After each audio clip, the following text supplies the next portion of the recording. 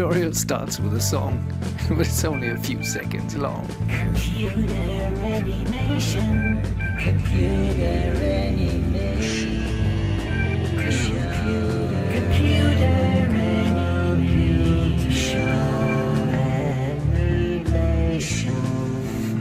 Let's get started with animation.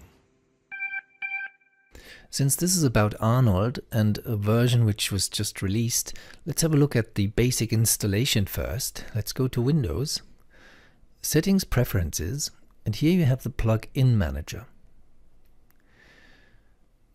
Arnold you cannot find by typing in Arnold here. That's a bit strange. Solid Angle, the producer of Arnold, doesn't work either, but you can try MtoA, for example, and that's basically what you're looking for. Maya to Arnold, that means. And I mean, it's, it's loaded, it's auto-loaded, so every time I launch Maya new, it's there, which is pretty crucial, I think. And check the information icon here, and then you see that this is the version number 3011. Let's go to the Arnold page, which you see here. It's called arnoldrenderer.com, and here you find downloads.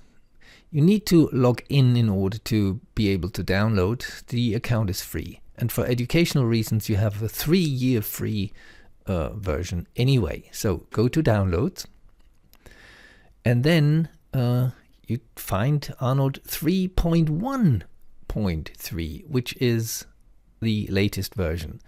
Now, whether you have Windows, Linux or Mac, you choose your version of Maya here, and then you download it. And then the installation works just fine. You need to quit Maya before installing Arnold, and when you relaunch Maya, Arnold will be there in the version 3.1.2. So that's what I'm doing now. In the meantime, I show you the Wikipedia article about microfiber. It looks like this in a magnification here, in a close-up, and like this here. But you might remember that kind of glossiness, which is called sheen. And if you go to the category satin here in Wikimedia Commons, that's the media pool of Wikipedia, you see things which have that shininess here, like the shoes here. The article about Sheen is about East Sheen, North Sheen, Sheen Priory, then different people, the surname of Sheen, but that's not what we need. So I'm sorry, Wikipedia doesn't help in this case. Maybe you can try to write your own article about it. It's available in different languages. If I go to German, for example, it doesn't show me any option here for the material of Sheen.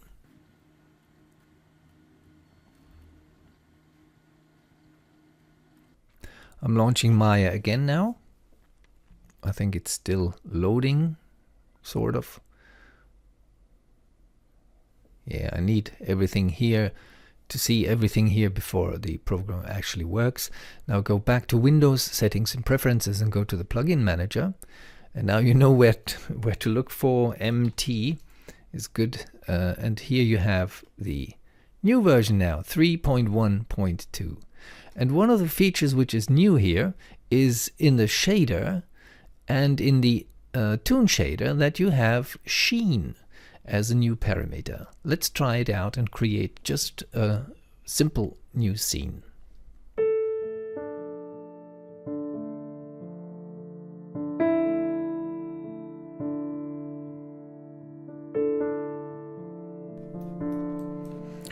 So I need a light in my little scene here. Let's go to Arnold and create a sky dome light, which is the most simple light here and the most sophisticated light actually, because it has a global illumination effect. It wraps around the whole scene. Now I go to Show and Deactivate Light. That means I don't see it in the viewport, so it doesn't distract me here, but it's still there, it's still working. So, and I can always pick it in the outliner, which is here. This is the outliner and here is the sky dome light. Okay, let's render this. And that's pretty obvious. What you get, it's a nice gray scene here.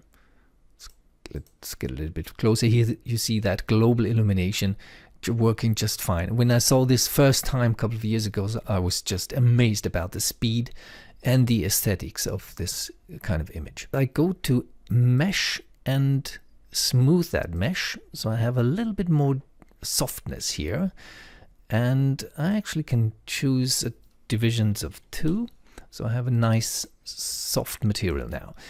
Now we'll introduce 1, 2, 3, 4, maybe 4 or 5 shaders. The first one goes to the sphere here. Right mouse click, assign a new material, and we go to the Arnold section and choose AI Tune. And before that, we go here.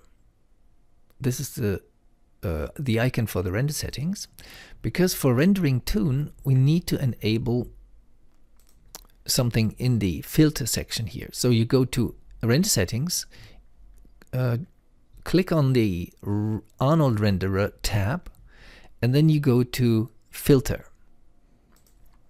And the filter is set to type Gaussian, which is the kind of blurriness which Arnold uses for rendering pixels, basically. If you scroll all the way down here, you see contour. And for tune shading, we need contour. So we close that now. We map the sphere with an AI tune shader. And if we're in the renderer here, Arnold, if you're irritated by the wireframe view here, just click on select. Then you select the shader and not the object, so you can actually see the outline here. It's a gray shader with a black outline. The edge color is this one. If you want to have a red one, this gives you a red outline. But that's not what this tutorial is about, really. We want to go to the Shininess. And down here, if I actually, let's change the base color first, which is here. We give it a warm color like a yellow. And we go further down. And here we see the sheen. The sheen is by default set to 0. That means it doesn't have an effect. But we can raise the effect to 1. And then we have a sheeniness here. And the sheen color can be changed, of course, as well. So let's use a slightly different, but basically the same color here.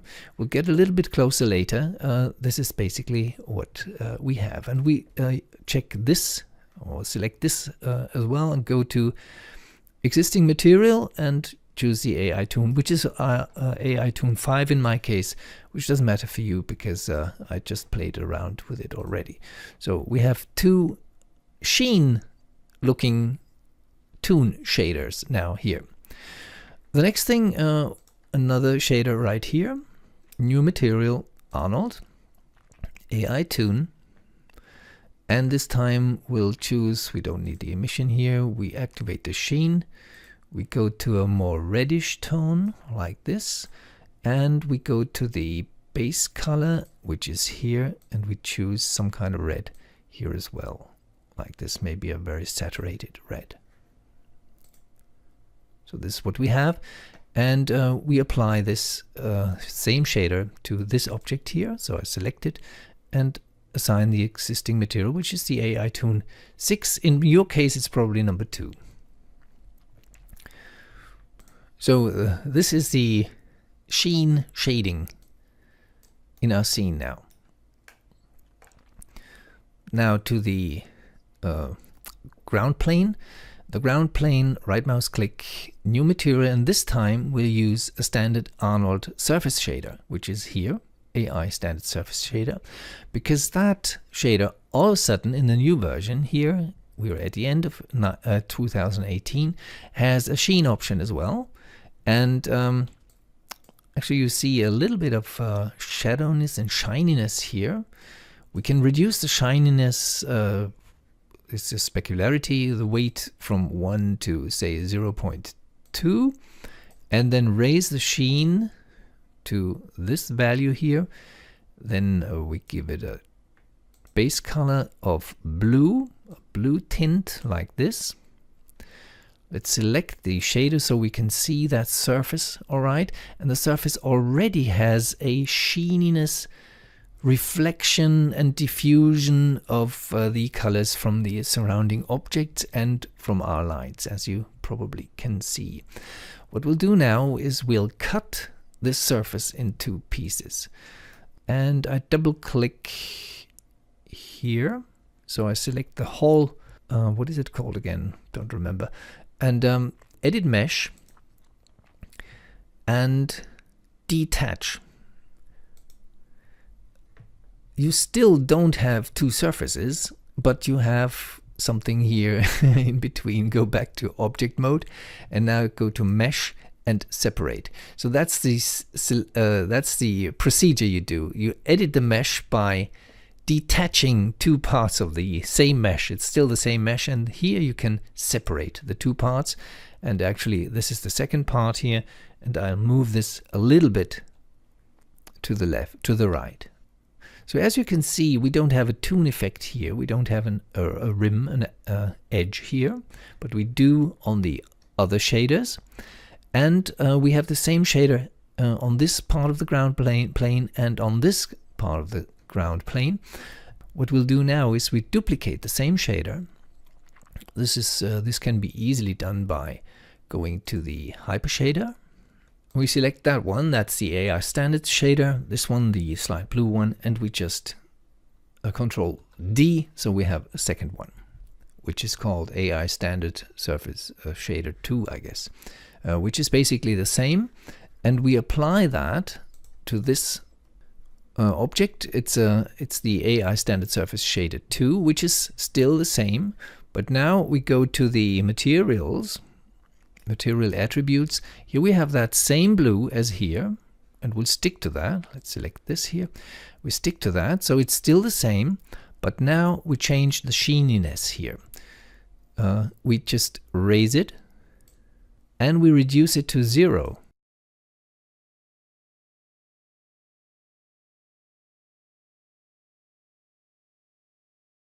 From here now you can start playing with the sheen colors. When you select colors which are totally different from the base color, the sheen effect is much more obvious, as you can see here, and maybe not as realistic. But you need to find your own way, and I wish you very good. Jesus, that rhymes. You need to go your own way. Have a good day.